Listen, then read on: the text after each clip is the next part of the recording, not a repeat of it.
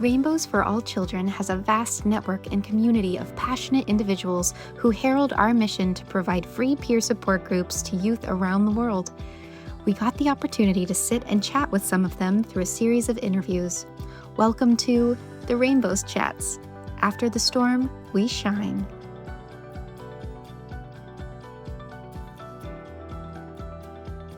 I'm Mychaela Mathews, and I am a fourth-year undergraduate student at Northwestern. I got involved with Rainbows after seeing a promotion for Rainbows on a Northwestern School of Professional Studies website seeking volunteers, and because of my past experiences and also my desire to work with kids, I thought it would be a perfect fit.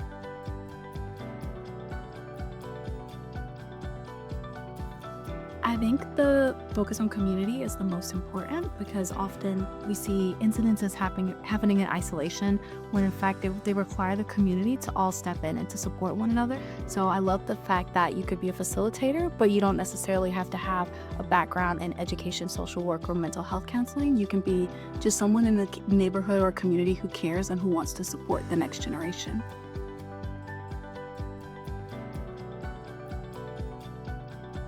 My favorite part about working with Rainbows was the growth that I saw. One of the mothers said that after experiencing the loss of her father, her child, who mind you is in pre-K, said, "Oh, are you feeling sad? And how does that make you feel?" And the mom was like, "Shouldn't I be asking you that? How did you pick up like these ways to articulate your emotion? And how is it that at such a young age you have such a high emotional intelligence?" And so I think seeing that growth at such a young age, being someone who didn't have that level of emotional intelligence because I didn't have that same support, has been awesome to see and to know that that's something that the kids will carry with them throughout life.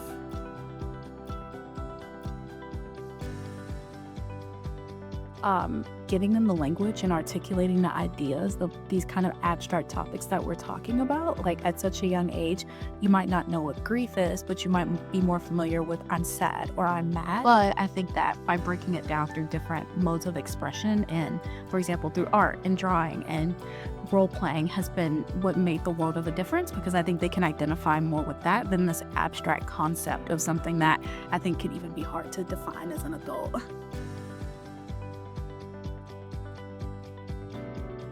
Funniest day that I had in group was when we were making our family trees to discuss like what does a family look like, who makes up a family, and how do these counterparts of the family kind of shift sometimes over time.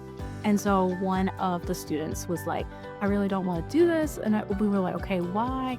And we were thinking like, oh, it had to do with the fact that like you're talking about such a dynamic or perhaps like sensitive topic in life. And he was like, "Well, I just don't want to use these stickers who are bears. I'm not related to bears. I'm related to people." And so we were like, "You know what? That's fine. Do you want to draw your family members instead of using a bear sticker?" And he was like, "Yeah, I like that a little bit more." So I think just that kind of taught me like sometimes you can think like the worst case scenario or think like, oh, what if this topic is too sensitive or is it bringing up bad memory? And it's like, no, kids are really resilient and adaptable, but at the same time, like everybody else, like adults, they kind of want their own boundaries and parameters, and that's fine, and let them express themselves through that instead of necessarily giving them a fixed format to do that. So that's something that's always stuck with me.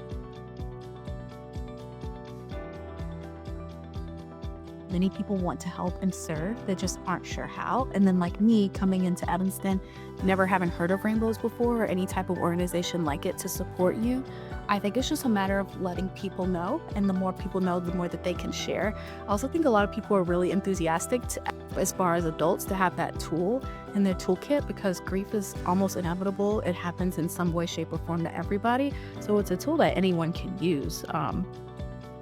There will always be a time to pull from it. So I think that's what struck me the most and what was the most uplifting and like inspiring.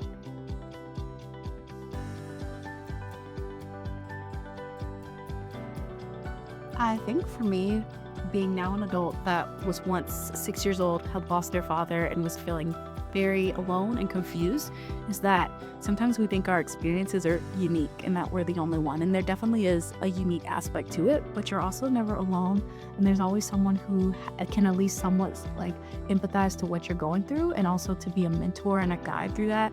So no matter how lonely it may feel at the moment, just know you're not alone. I guess knowing that difference between lonely and alone and realizing that there are people that want to support you, we just have to find them.